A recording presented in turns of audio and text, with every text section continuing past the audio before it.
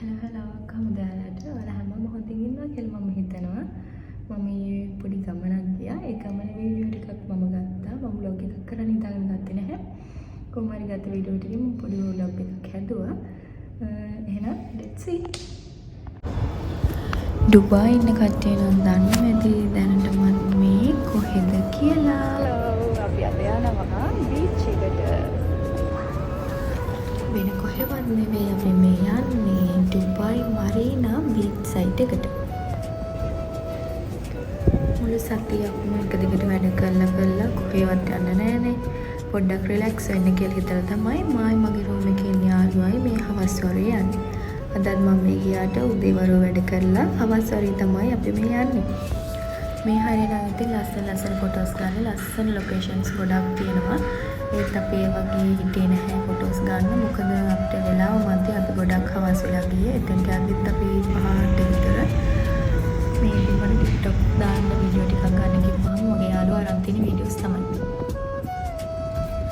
රෑට නම් මෙතන හරිම ලස්සනයි ළමයි.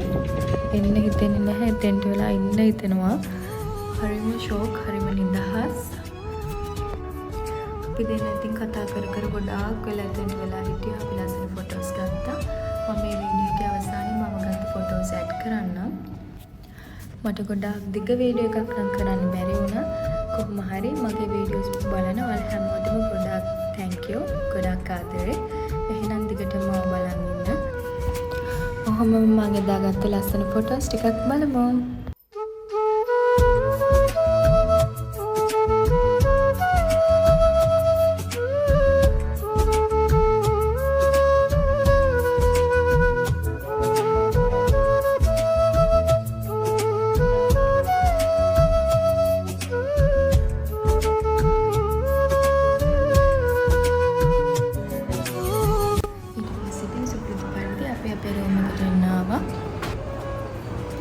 මාත් එක්ක දිගටම එකතු වෙන්න කියලා මම ඔයාලගෙන් ආදරෙන් ඉල්ලනවා. එහෙනම් මම subscribe කරලා නැත්නම් දැන්ම subscribe කරලා තියාගන්න.